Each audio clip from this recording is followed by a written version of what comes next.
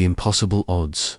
The Krylon Empire had never lost a war in 10,000 years of galactic conquest. Their crystalline ships hung in the void above Earth like shards of broken glass, each one capable of obliterating countenance.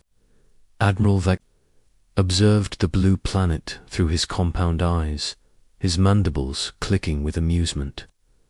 The humans had sent a single representative to negotiate their surrender. One lone engineer in an outdated transport shuttle, Commander Sarah Chen, floated. In the crammed cockpit of her shuttle, watching the alien armada fill her view screen. 50,000 warships against Earth's remaining 300 defenders. The math was simple. The outcome seemed inevitable. Her fingers traced the worn photograph tucked into her chest pocket. Her daughter, Maya, who'd been evacuated with the civilian fleet 3 months ago. Sarah had stayed behind with the other volunteers, the ones who'd drawn the short straws in humanity's most desperate lottery. The communication channel crackled to life. Admiral Vexter's translated voice resonated through her speakers, cold and metallic. Human representative, we acknowledge your presence. State your purpose before the might of the Krylon Empire.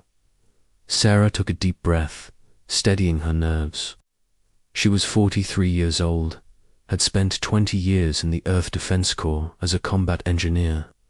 She'd built bridges under fire, dismantled bombs with seconds to spare, and once held a failing reactor core together with duct tape and prayers. But this was different. This wasn't about fixing something broken. This was about breaking something in just the right way. Admiral Vexter, she began, her voice carrying across the void. I'm Commander Sarah Chen, Chief Engineer of Earth's Defense Forces. I'm here to discuss terms. The alien's laughter was like grinding metal. Terms. You have 300 ships. We have 50,000. You have one inhabited planet. We have conquered 400 systems. What terms could you possibly offer? Sarah allowed herself a small smile. You're right about the numbers, but you're wrong about one thing. We don't have one planet. We have one planet you know about. There was a pause. When Vexter spoke again, his tone had shifted slightly. Explain. Humanity has been watching the stars for a very long time, Admiral. We've seen empires rise and fall. We've studied your tactics, your technology, your psychology, and we learned something important. Every species you've conquered thought in terms of conventional warfare, fleets, territories, resources. But humans, we think differently. She pulled up a holographic display, transmitting the image to the Krylon flagship. It showed Earth's solar system, but with additions the Krylons hadn't detected. Thousands of tiny dots orbited between Mars and Jupiter, hidden in the asteroid belt. For the past 50 years, we've been building, not warships. We knew we could never match you there. We built something else. Solar mirrors. Each one is just a simple reflective surface, a few kilometers wide. Individually, they're harmless. Together, they can focus the sun's energy into a beam that could melt your pretty crystal ships like ice in a furnace. Vexter's response was swift. Impossible. Our sensors would have detected such construction, would they? Sarah's fingers flew across. Her controls. You scan for weapons, for energy signatures, for threats. But these aren't weapons. They're mining equipment. Every asteroid mining operation for the past 5 decades has been leaving them behind, disguised as debris. Right now, there are 47,000 of them, all connected to a quantum control system. One command from me, and your entire fleet gets a very intense tan. The Admiral's voice carried a new edge. You're bluffing. Even if such a system existed, You would need precise targeting data for every ship, synchronized control systems, and power sources we would have detected. Sarah's smile widened. You're absolutely right. We would need all of that. Unless, of course, we were willing to do something completely insane. See, the mirrors don't need to target your ships precisely. They just need to create a wall of focused solar energy between you and Earth, a barrier of superheated plasma that would vaporize anything trying to pass through. Your ships would have to go around, and that would take weeks. Weeks during which Earth's real defenses would have time to activate. Real defenses. Vexter's tone suggested he was beginning to take her seriously. Admiral, do you really think we'd put all our eggs in one basket? Humanity has been preparing for this day since we first detected your empire's expansion to centuries ago. Every defunct satellite, every decommissioned space station, every piece of space junk orbiting our planet, they're all armed. Kinetic weapons, nuclear mines, chemical lasers that only need one good shot. We turned our planet's orbit into the galaxy's biggest minefield. She transmitted another image, Earth surrounded by a cloud of debris, each piece highlighted in red, 17 million individual objects. Even if 99% are decoys, that still leaves 170,000 actual weapons. Can your shields handle that many simultaneous attacks? The silence stretched. Between them, Sarah could imagine the Krylon officers running calculations, reassessing their easy victory. She pressed on. But here's the really interesting part, Admiral. We knew you'd come eventually, so we prepared something special. You see, humans have this concept called scorched earth. If we can't have something, we make sure nobody can. Right now, there are 12 cargo ships heading toward your nearest colony worlds. They left Earth 17 years ago, traveling at sublight speeds, completely unremarkable. Each one carries a payload of self-replicating nanomachines, programmed to convert carbon into methane. Your atmospheric processors won't be able to stop them. Within 6 months, those worlds will be uninhabitable. You would destroy entire worlds. Vexter's voice carried what might have been shock. No, Admiral, you would. The moment you fire on Earth, those cargo ships receive a quantum-entangled signal. The nanomachines activate. The only way to stop them is with the deactivation codes, which are stored in my brain and nowhere else. Kill me, kill Earth, and those codes are gone forever. Sarah let that sink in before continuing. But wait, there's more. You know what humans are really good at? We're good at being petty, vindictive, spiteful. When we realized invasion was inevitable, we didn't just prepare defenses, we prepared revenge. Every piece of Krylon technology we could get our hands on, we studied. Your communication frequencies, your computer languages, your biological markers. And then we built viruses, not biological ones, digital ones, designed specifically for Krylon systems. She held up a small device.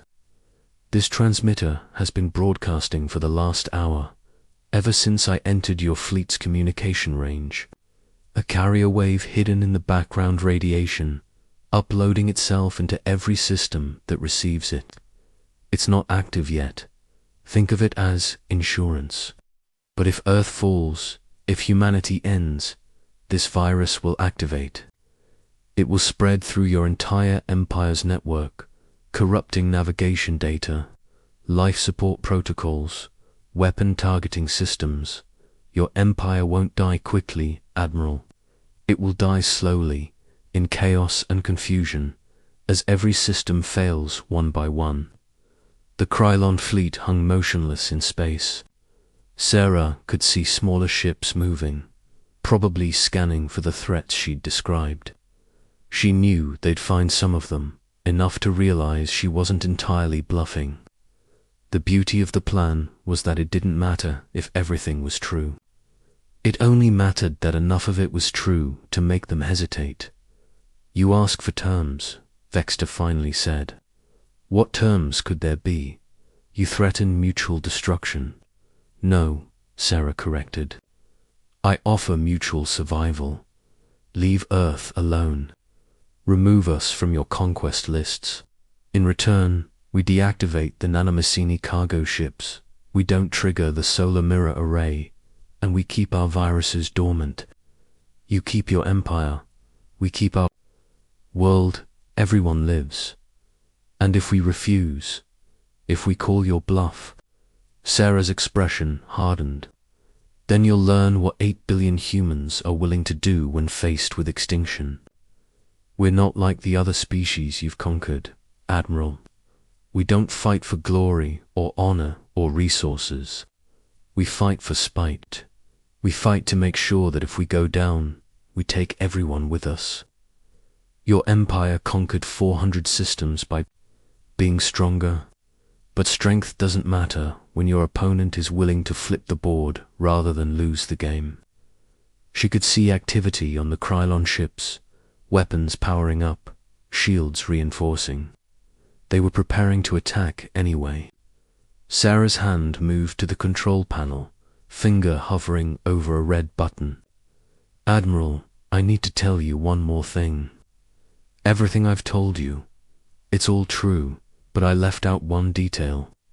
The solar mirrors, the orbital minefield, the nanomachines, the viruses, they're all real, but they're not the real threat. They're just what we wanted you to find. The real threat is something else entirely, something we call Project Phoenix." Humanity's final card, Admiral Vexter S. Compound eyes focused on the human's image with newfound intensity. In 10,000 years of conquest, no species had ever spoken to the Krylon Empire with such audacity. Most begged, some fought bravely but futilely. None had ever threatened the Empire itself. "Project Phoenix," the Admiral repeated, his translator conveying skepticism. "Another bluff, human." Sarah Chen shook her head slowly. "No bluff, Admiral. Just humanity's oldest survival strategy. You see, your scouts found Earth because we wanted them too. For the past 200 years, we've been broadcasting our location, making ourselves the brightest radio beacon in this sector of the galaxy. We painted a target on our backs." Suicide Vexter clicked his mandibles. No species would deliberately attract conquerors. No other species would, Sarah agreed. But humans have always been different.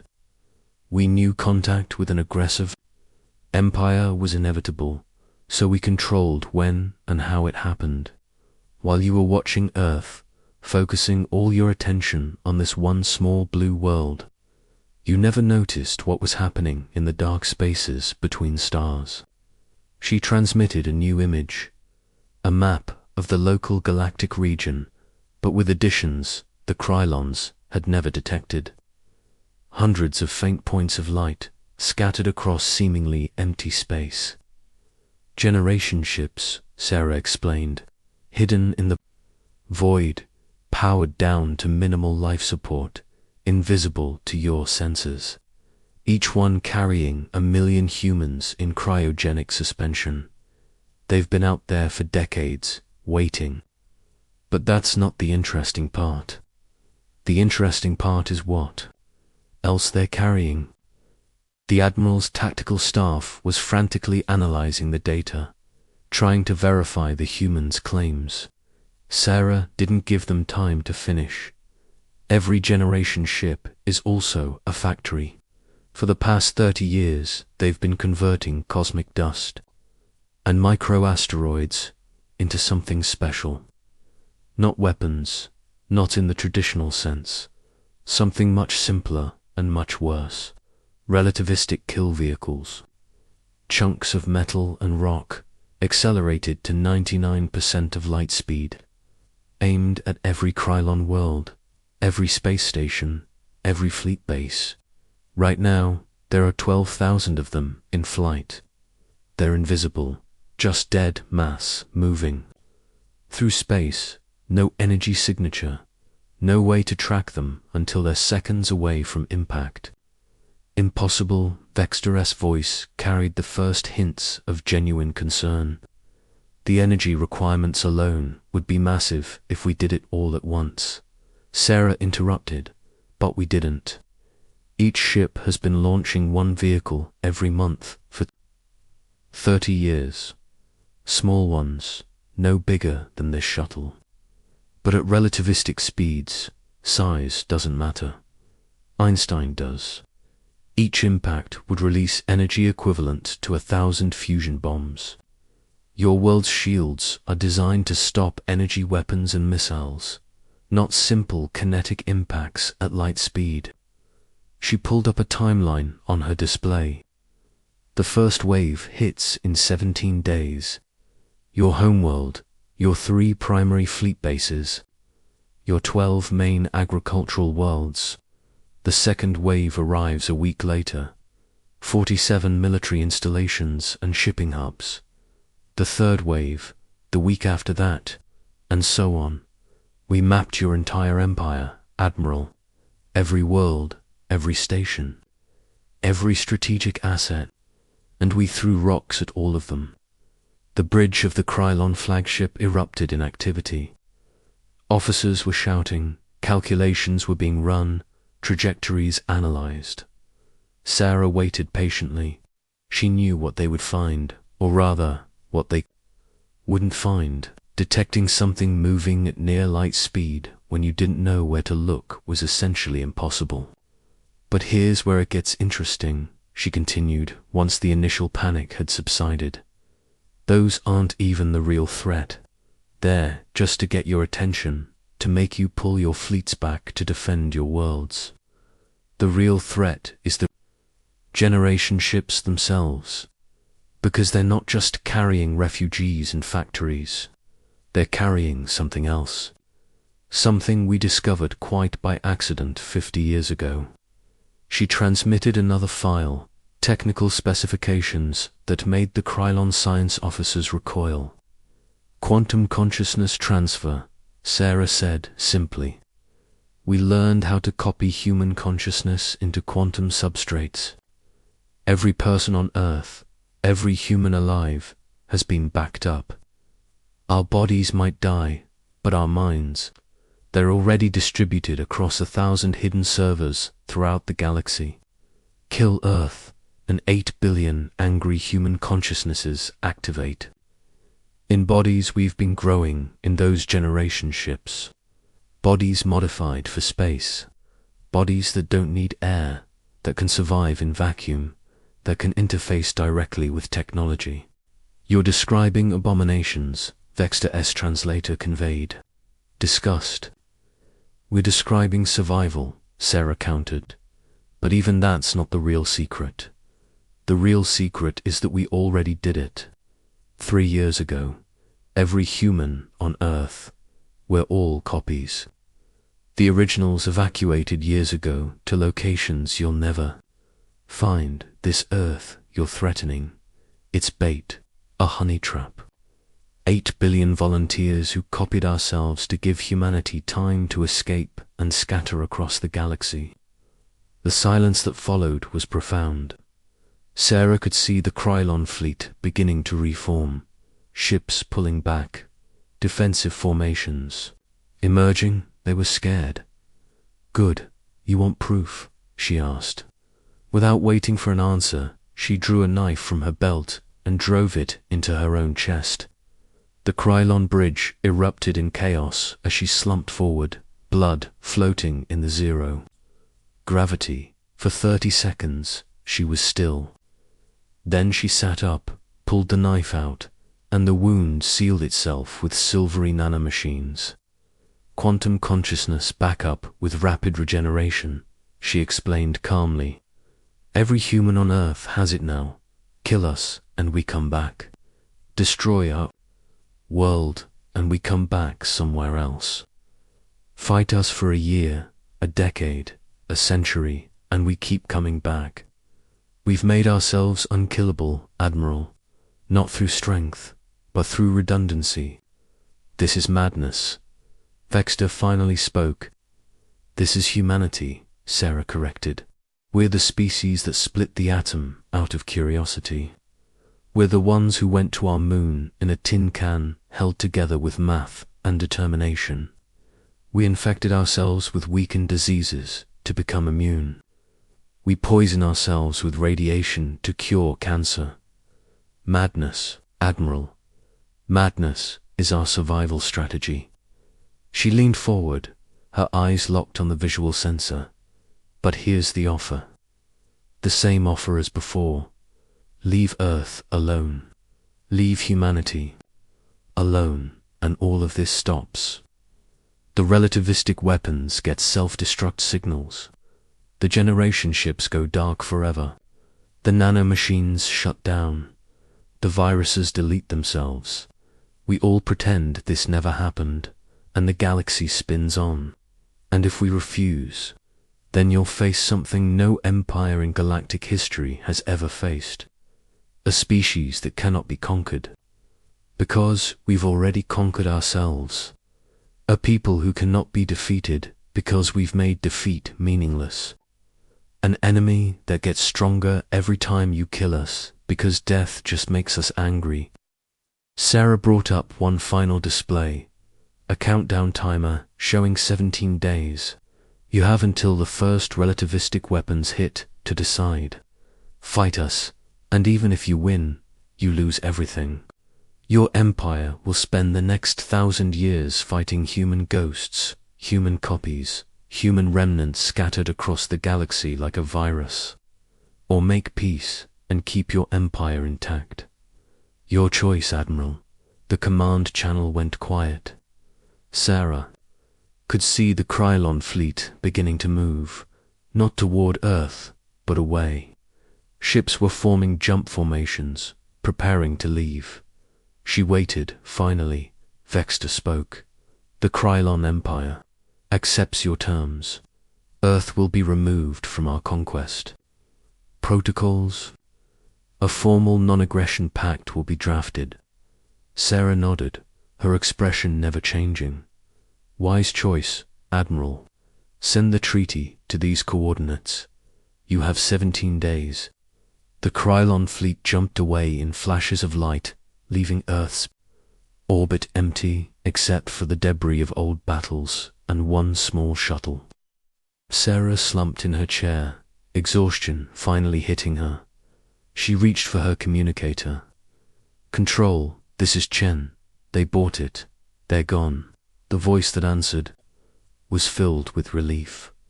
Confirmed, Commander Ho. Much of what you told them was true. Sarah laughed, a sound equal parts humor and hysteria. The solar mirrors, real, but they're barely functional. Maybe 20% would actually work. The orbital weapons, 90%, are genuinely just space junk. The nanomachine cargo. Ships, they exist, but they're carrying terraforming equipment for our colonies, not weapons. The virus. It's real, but all it does is play human music on repeat, annoying but harmless, and Project Phoenix. The generation ships, the consciousness. Transfer. Sarah's smile turned grim. Complete fabrication. We can barely manage organ transplants, let alone consciousness transfer. The generation ships are real, but there's only 12 of them, not hundreds, and they're running away as fast as possible. The relativistic weapons, physically impossible with our technology. I showed them theoretical calculations, not actual weapons. Then how did you survive the knife? Subdermal armor and blood packs. Theater tricks. The kind of thing any special effects artist could rig up. They saw what they expected to see, impossible human technology, There was a pause, so we won through lying. We won through creative truth, Sarah corrected. Everything I told them could have been true, should have been true, from their perspective. What kind of species faces extinction without preparing doomsday weapons? What kind of people would choose death over survival at any cost? They projected their own logic onto us and assumed we'd done what they would have done. Their strength became their weakness. And if they'd called your bluff— Sarah was quiet for a moment. Then we'd have fought with those 300 ships and lost. But the thing is, they couldn't risk it. When you've built an empire of 400 systems, you have too much to lose. When you have just one world, you have everything to gain. They did the math and realized that even a 1% chance I was telling the truth meant the end of their empire. We won because we had nothing left to lose, and they had everything. She piloted her shuttle back toward Earth, watching the blue marble grow larger in her viewport. The planet looked peaceful, unaware that it had just survived extinction through the galaxy's most audacious bluff. Commander Chen, Control asked, "What happens when they realize we lied?" "By then, we'll have real defenses. The Krylon Empire just gave us the greatest gift possible, time and fear. Every species in the galaxy will hear about how humanity scared off the Krylon fleet. No one will want to test whether the stories are true, and in the meantime, we'll make them true. We'll build those mirrors, develop those weapons, scatter those colonies, because the one thing I didn't lie about is the most important truth of all." "What's that?" Sarah's eyes reflected the stars, infinite and cold and full of possibility. "Humans are insane enough to destroy everything rather than surrender, and sometimes that's the only defense that matters." As Earth grew closer, Sarah thought about her daughter Maya, somewhere out there in one of those 12 real generation ships. She'd grow up in a galaxy where humanity was feared rather than conquered, where their species survived not through strength or technology, but through the universe's most powerful weapon, the perception of mutual destruction, wielded by a species crazy enough to use it. The Krylon Empire would spend centuries looking over their shoulders, scanning empty space for weapons that didn't exist, afraid of ghosts and shadows and the echo of humanity's last desperate gambit. They would tell other empires about the insane, humans who threatened to break the galaxy rather than bend, and those empires would stay away. Sarah smiled as she entered Earth's atmosphere. They'd won the war with the universe's oldest strategy, a bluff backed by just enough truth to be believable and a reputation for insanity that made the bluff impossible to call. Sometimes, she thought, being human was about being stronger, faster, or smarter. But sometimes, it was about being willing to flip the table and walk away from the game entirely. And in a universe full of predators looking for prey, sometimes the best defense was making everyone believe you were too crazy to hunt. The last engineer's gambit had worked. Earth would survive, humanity would endure, and the galaxy would learn a valuable lesson: never corner a human you might not like. What crawls out?